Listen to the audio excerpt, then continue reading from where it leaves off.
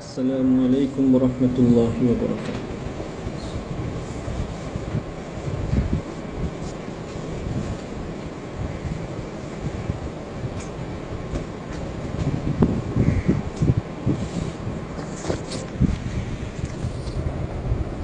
بسم اللہ الرحمن الرحیم۔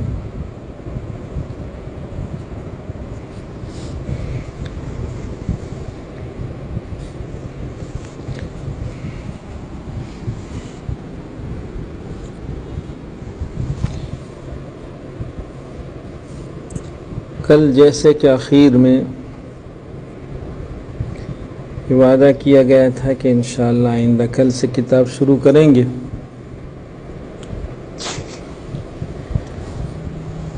جس قصیدے کو ہم آپ شروع کرنے جا رہے ہیں اس کا نام ہے حرز الامانی و وجہ التہانی۔ حرز الامانی و وجہ التہانی۔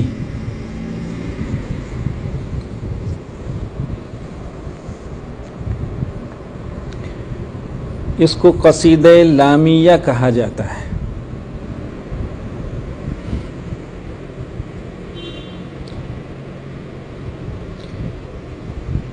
لامیہ کہنے کی وجہ یہ ہے کہ یہ قصیدہ جو 1173 اشعار پر مشتمل ہے،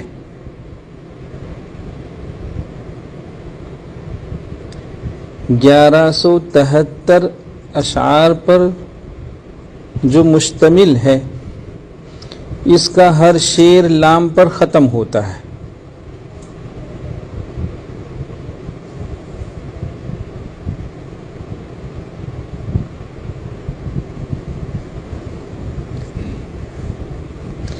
مثلا پہلا شعر ہے بدأت ببسم اللہ فی النظم اولا تبارک رحمانا ورحیما وموئلا، لام پر ختم ہوا۔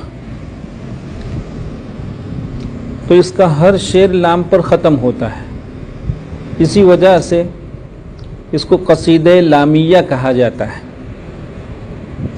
ایک کام کریں، یہ میرے خیال سے ادھر ہے، اس کو بند کر دیں، اب یہ ایک کھل لیں۔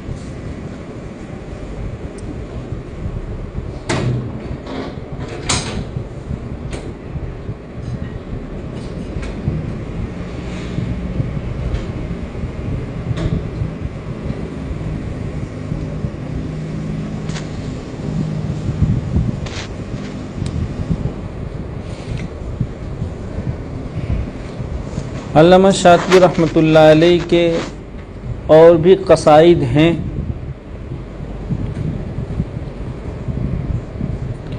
ان میں سے کسی کو آپ نے را پر ختم فرمایا، یعنی کہ جیسے عقیلہ ہے جس کو قصیدہ رائیہ کہا جاتا ہے، اس لیے کہ قصیدہ عقیلہ کا ہر شعر آپ نے را پر ختم فرمایا ہے۔ اسی طرح آپ کا ایک قصیدہ اور بھی ہے رائیہ۔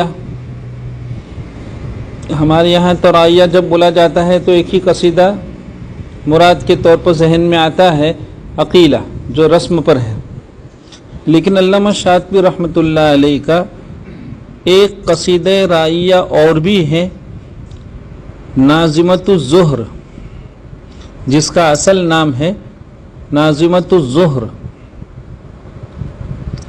جو عد الآئی میں ہے، آیتوں کا شمار، اس کو بھی قصیدہ رائیہ کہا جاتا ہے، اس لیے کہ اس کا ہر شعر بھی را پر ختم ہوا ہے۔ بہرحال ہم ابھی جس قصیدے کو پڑھنے جا رہے ہیں اس کا اصل نام ہے حرز الامانی و وجہ التہانی۔ یہ کیا معنی ہے حرز الامانی و وجہ التہانی؟ جب ہم مقدمے میں اس شعر پر آئیں گے سمیتھا حرز الامانی و وجہتھا، تو وہاں انشاءاللہ اس کی مراد کیا ہے، اس کا معنی کیا ہے، وہاں ہم سمجھیں گے۔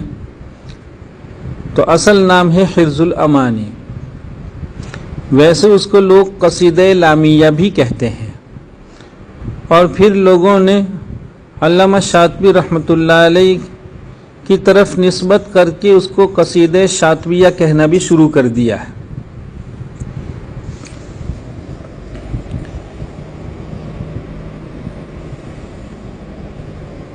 حرز الامانی پڑھنے والے بچوں کو یہ ضرور معلوم ہونا چاہیے کہ اس قصیدے میں جو مضامین ہیں، بالخصوص اس میں ائمہ سبع کے دونوں طرح کے اختلافات کو جو بیان کیا گیا ہے، اصولی اختلاف اور فروشی، ائمہ سبع اور ان کے روات کے دونوں قسم کے اختلافات اصولی اور فروشی جو بیان کیے گئے ہیں،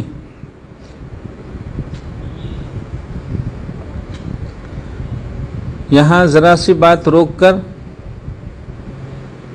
اس کو بھی بتلا دیں کہ اس قصیدے کو ہم 3 حصوں میں تقسیم کرتے ہیں۔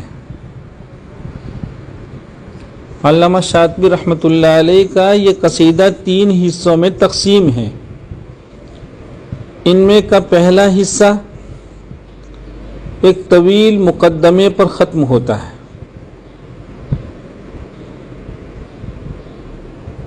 جب مقدمہ شروع کریں گے تو مقدمے میں کیا ہے اجمالاً اس کو بھی سنیں گے انشاءاللہ۔ ابھی صرف یہ ہے کہ قصیدہ 3 حصوں میں منقسم ہے۔ ان میں کا پہلا ایک طویل مقدمہ، دوسرا حصہ اصول پر مشتمل، ائمہ سبع ان کے روات کے اصول کو بیان کیا گیا ہے، اور تیسرا حصہ فروش پر مشتمل ہے۔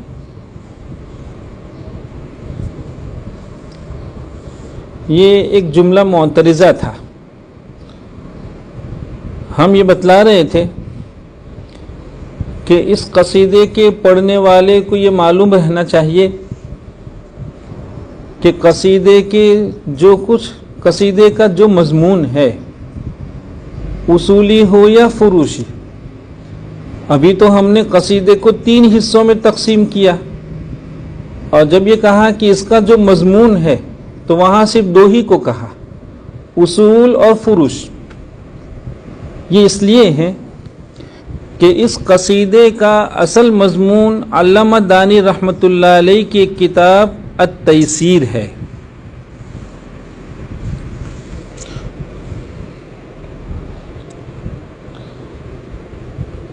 طلبہ عزیز کو شاطبیہ پڑھتے ہوئے اس کو روز اول سے اپنے ضمیر پر لکھنا ہے کہ ہم ائمہ سبع کے جن اختلافات کو بیان شاطبی رحمۃ اللہ علیہ کے مطابق پڑھ رہے ہیں،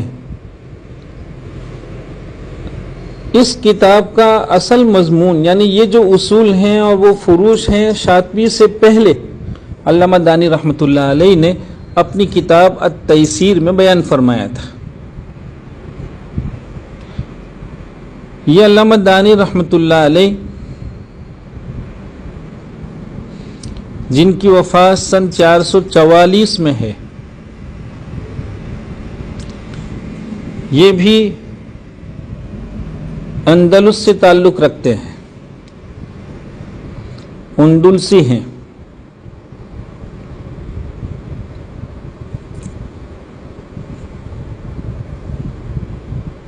علامہ شاطبی رحمۃ اللہ علیہ بھی وہیں سے ہیں، گویا ہم وطن ہیں دونوں۔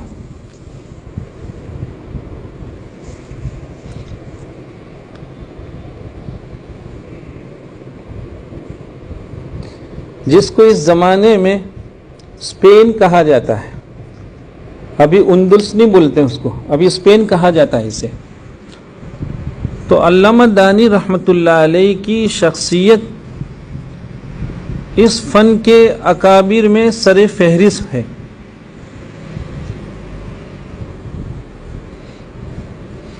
چنانچہ قرات میں جب شیخین بولا جاتا ہے تب بھی وہ مراد ہوتے ہیں، علم رسم میں بولا جاتا ہے تو بھی وہ مراد ہوتے ہیں. بہرحال علامہ دانی رحمۃ اللہ علیہ نے ائمہ سبع کی 7 قراتوں کو بہت تفصیل سے اپنی کتاب جامع البیان میں بیان فرمایا تھا، جہاں اس کی روایتی پہلو سے بھی اچھی خاصی گفتگو کی گئی تھی. پھر ایک مرتبہ کہہ رہا ہوں، انہی ائمہ سبع اور ان کے روات کی 7 قراتوں کو یا 14 روایتوں کو علامہ دانی رحمۃ اللہ علیہ نے اپنی کتاب جامع البیان میں بڑی تفصیل سے بیان فرمایا تھا، جہاں وجوہ اختلافی کو روایتی انداز میں بیان کرنے کا اہتمام کیا گیا تھا.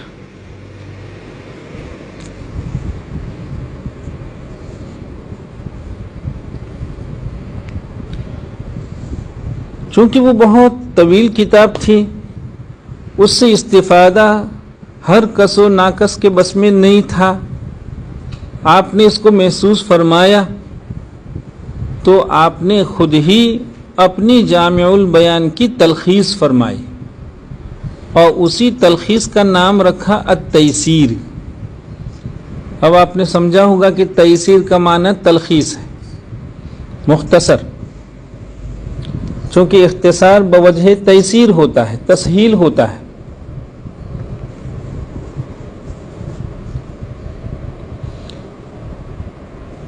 علامہ شاطبی رحمۃ اللہ علیہ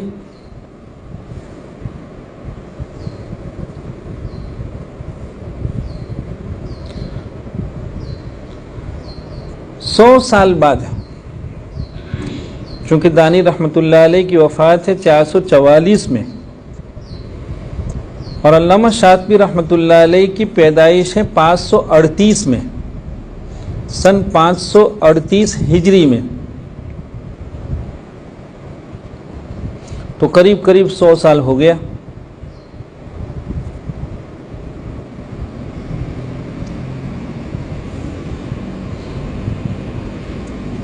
اچھا 100 سال بعد، قریب 100 سال، ویسے 94 سال ہیں لیکن قریب 100 سال بعد علامہ شاطبی رحمۃ اللہ علیہ اس دنیا میں تشریف لاتے ہیں. آپ نے علامہ دانی رحمۃ اللہ علیہ کے اس اختصار اور اس تلخیص کو جب دیکھا کہ دنیا قرات سبع کو علامہ دانی کی تیسیر ہی سے پڑھا رہی ہے،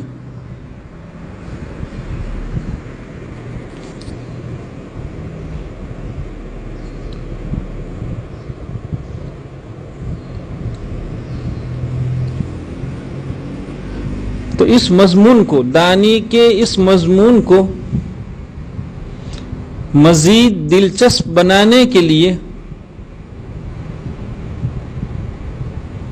اور اس کو اور جاندار بنانے کے لیے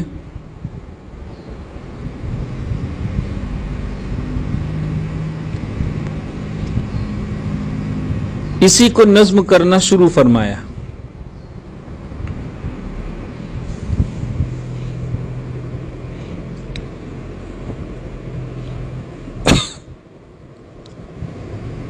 یہ ہم نے جو گفتگو شروع کی تھی کہ شاطبیہ پڑھنے والے یا حفظ الامانی پڑھنے والے بچوں کو یہ معلوم ہونا چاہیے کہ شاطبی رحمۃ اللہ علیہ اصولی ہوں یا فروشی ہوں، جتنے بھی اختلافات اس منظومے میں بیان کرنے والے ہیں ان کو آپ سے پہلے علامہ دانی تیسیر میں بیان کر چکے تھے، لہذا آپ نے صرف نظم کرنے کا کام فرمایا.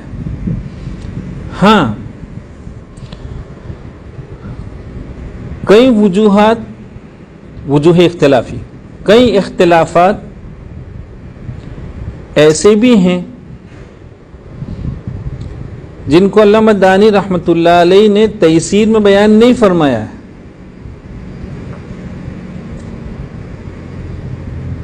لیکن علامہ شاطبی رحمۃ اللہ علیہ نے اس کو بیان کیا ہے۔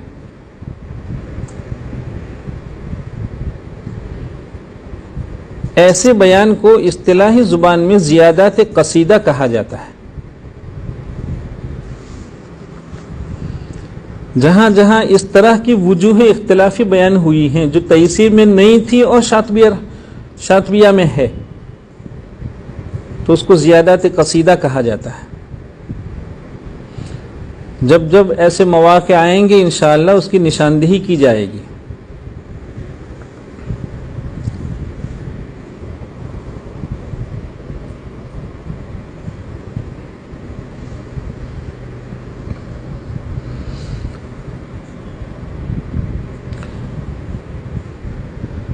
علامہ شاطبی رحمۃ اللہ علیہ کا نام ہے یا تو ابو القاسم یا القاسم۔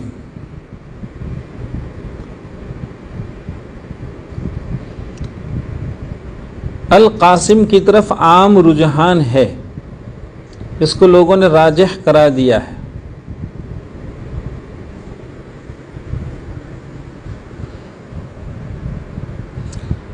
لہذا اب نام اس طرح اب یاد کریں گے، القاسم یا ابو القاسم بن فروہ۔ فروہ لکھیں گے فا یا راہ ہے ہوبز،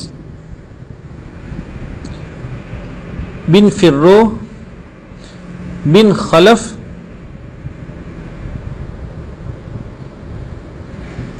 بن احمد الرعینی رعینی را عین یا نون یا الشاطبی۔ بعض لوگوں نے اس کے ساتھ دو لفظ اور بڑھائے ہیں، الضریر نابینا، الضریر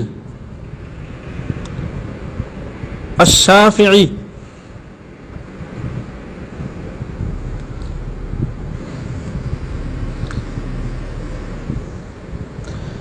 آپ کی کنیت لوگوں نے بیان فرمائی ہے ابو محمد۔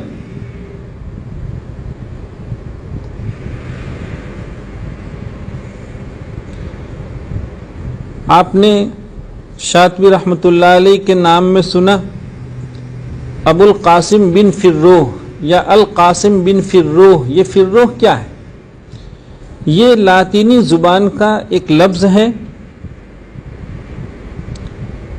اور لاطینی زبان میں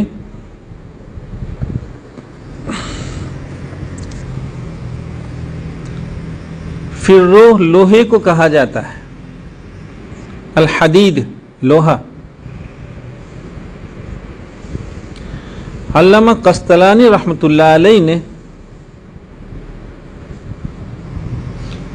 علامہ شاطبی رحمۃ اللہ علیہ کے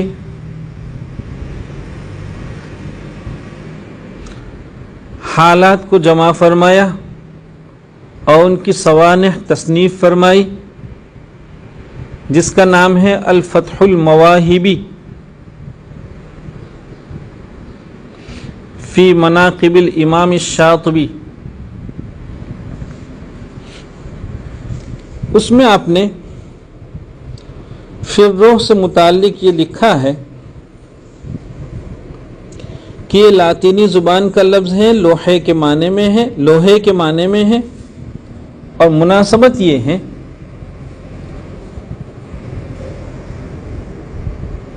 کہ علامہ شاطبی رحمۃ اللہ علیہ اور آپ کے آباء و اجداد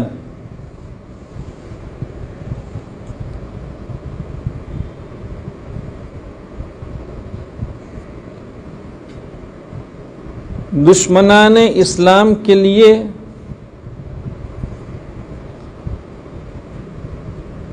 لوہے کی طرح سخت تھے،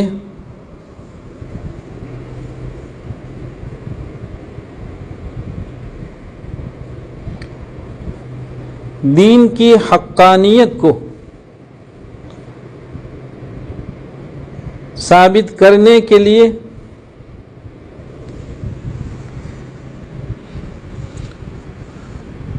لوہے کی طرح مضبوط دلائل پیش کرنے والے،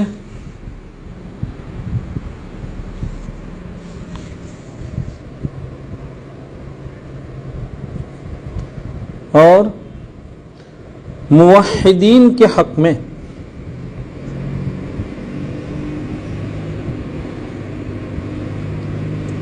کثیر المنفعت تھے۔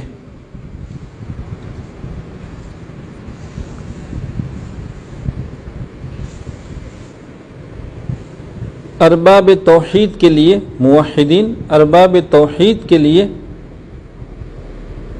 وہ کثیر المنفعت تھے۔ اور یوں سمجھیے کہ فی الروح کی تفہیم میں یہ جو کچھ کہا گیا ہے وہ آیت قرآنی سے مستفاد ہے۔ وَأَنزَلْنَا الْحَدِيدَ فِيهِ بَأْسٌ شَدِيدٌ وَمَنَافِعُ لِلنَّاسِ۔ جی تو یہ ہے فی الروح۔ بن خلف بن احمد الرعینی، یہ رعینی کیا ہے؟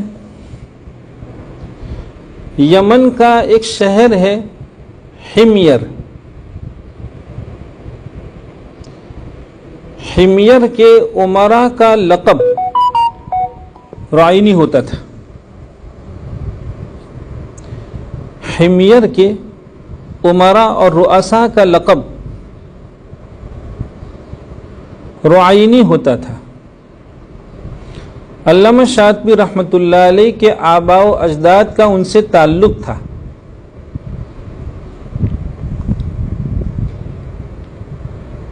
نسبی تعلق تھا۔ دوسرے لفظوں میں کہیے، حمیر کے رعینی لوگوں ہی میں کا کوئی یہاں اندلس میں آ کر آباد ہوا ہوگا، انہی سے یہ نسل یہاں جو ہیں وہ نشو نما پائی ہوگی اندلس میں۔ شاطبی رحمۃ اللہ علیہ انہی سے ہوں گے۔ پھر شاطبی آپ کو کہا جاتا ہے، یہ آپ کا مولد ہے، آپ کے مولد کی طرف نسبت کرتے ہوئے آپ کو شاطبی کہا جاتا ہے۔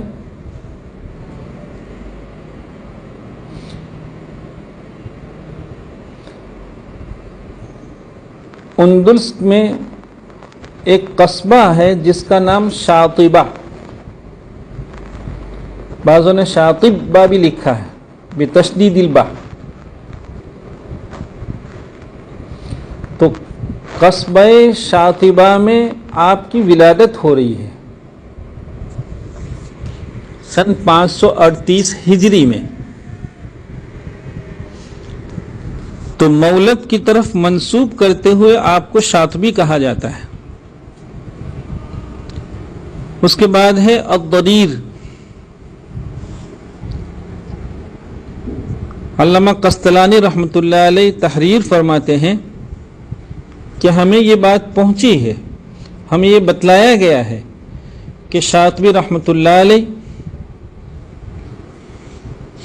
پیدائشی نابینا تھے۔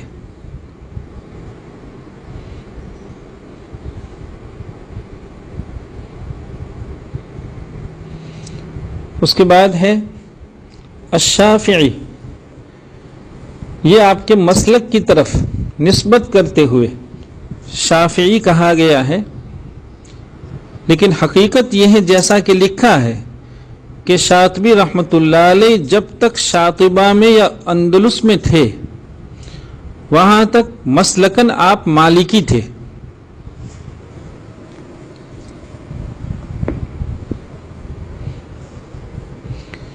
پھر جب حصول علم کا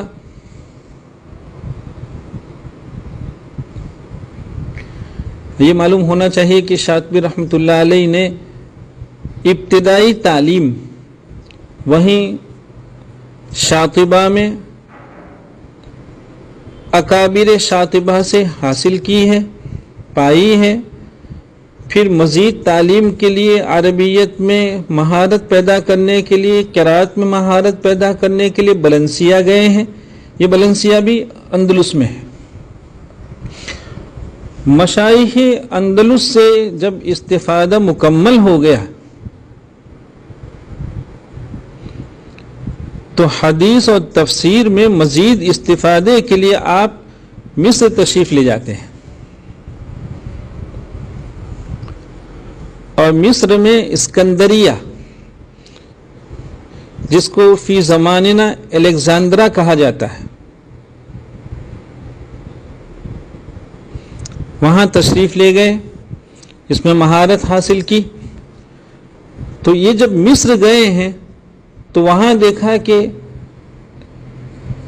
شافعی مسلک ہی یہاں رائج ہے، تو وہاں وہ مالکی تھے اور یہاں آ کر اپنے شافعی مسلک اختیار فرمایا، اپنایا، اور آخر تک اسی پر قائم رہے ہیں۔ اس لیے آپ کو شافعی کہا جاتا ہے، الشافعی۔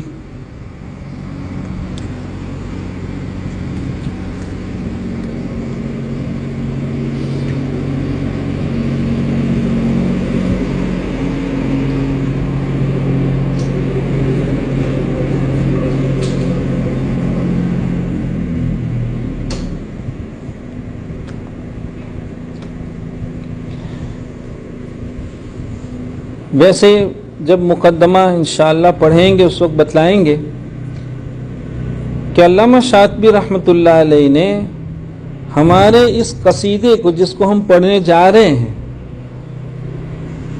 اپنے وطن ہی میں نظم کرنا شروع فرما دیا تھا۔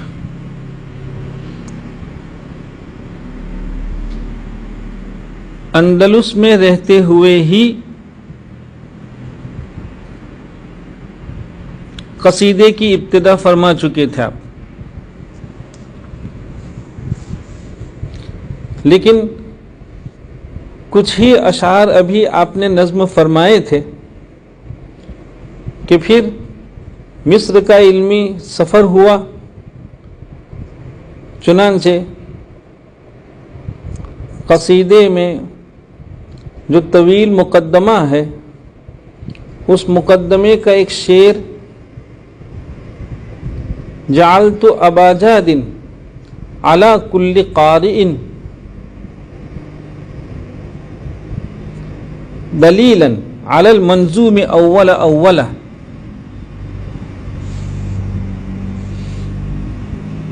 شعر نہ لکھیں تب بھی چلے گا، صرف جعلت ابا جاد لکھ لیں۔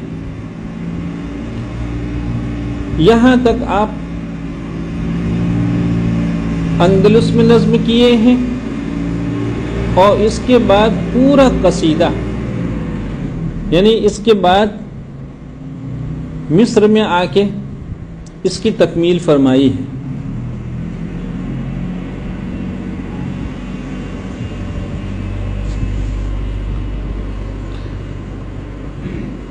لیکن جب آپ مصر تشریف لے گئے ہیں اور آپ کے قصیدے کے نظم کرنے کی اطلاع مصر کی علمی فضاؤں میں اور مصر کے ارباب علم کو ہوئی، تو اہل مصر کو حیرت ہوئی کہ اندلس سے آیا ایک نابینا شخص، اور مصر علمی بازار ہے، یہاں ایسے اکابر ہیں، اکابر امت ہیں، اندلس سے آیا نابینا شخص، وہ یہاں آ کے کیا نیا گل کھلا سکتا ہے؟ یہاں جو باتیں وہ لکھنے جا رہے ہیں یا نظم کرنے جا رہے ہیں وہ پہلے ہی سے موجود ہیں، یہاں سب رائج ہیں۔ وہ تو مارکیٹ، مصر علمی مارکیٹ ہے۔ یہ بھی اہل مصر کے لیے ماشاءاللہ کہ اہل مصر کا یہ امتیاز ہے کہ صدیوں سے وہ علمی مرکز رہا، اور اہل مصر نے اپنی مرکزیت کے لیے نہ معلوم کتنی قربانیاں پیش کی کہ اس کی مرکزیت صدیوں سے رہی، ورنہ مرکز ایک مرتبہ بن جاتا ہے کچھ وقت تک اس کو مرکزیت رہتی ہے، لیکن پھر کچھ ایسے حالات پیش آتے ہیں کہ یہ مرکزیت دوسری جگہ منتقل ہو جاتی ہے، کوئی دوسرا مرکز ہو جاتا ہے۔ خیر، تو آپ جب وہاں تشریف لے گئے اور جب لوگوں کو یہ معلوم ہوا، لوگوں نے کہا کہ اندلس سے آیا نابینا شخص، کیا ایسا کوئی کام کر رہا ہے جس کا اتنا چرچا ہے؟ تو بہرحال علمی دنیا میں ارباب علم کے درمیان اس طرح کی تھوڑی چکمک اور تھوڑی کشیدگی رہتی ہے۔ تو عجیب و غریب قسم کے جملے کسے گئے، لان تان ہوئی، شاطبی رحمۃ اللہ علیہ کے یہاں یہ سب باتیں پہنچتی رہی، تو وہ شکستہ دلی کے شکار ہو گئے، وہ ان کا دل بیٹھ گیا، ان کا حوصلہ پست ہو گیا، وہ کہنے کہ کیا ہے، چنانچہ ان کا کوئی معاون نہیں تھا۔ لیکن ظاہر بات ہے کہ قدرت سے پانے کے لیے سب سے اچھا موقع شکستہ دلی ہے۔ انا عند منکسر القلوب، کہ جب کسی کا دل ٹوٹ جاتا ہے، کوئی کسی غم میں، کسی ابتلا میں آ جاتا ہے، پریشان ہو جاتا ہے، دکھی ہو جاتا ہے، اللہ تعالیٰ دکھی دلوں کے قریب ہوتا ہے۔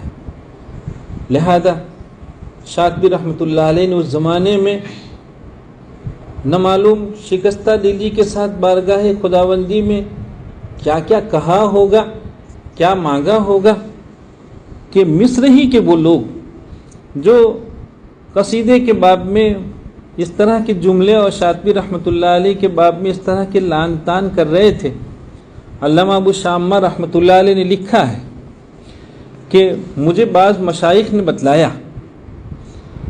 کہ خود اہل مصر جب علامہ شاطبی رحمۃ اللہ علیہ کے یہاں تشریف لے جاتے تھے بڑی تعداد میں ان کی زیارت کے لیے، ان کی صحبت حاصل کرنے کے لیے، تو کہا کہ ان کے قلوب میں شاطبی رحمۃ اللہ علیہ کی ایسی عظمت نظر آتی تھی جیسی کہ حضرات صحابہ کرام رضی اللہ تعالیٰ عنہ کے دلوں میں جناب نبی کریم صلی اللہ علیہ وسلم کی ہوا کرتی تھی۔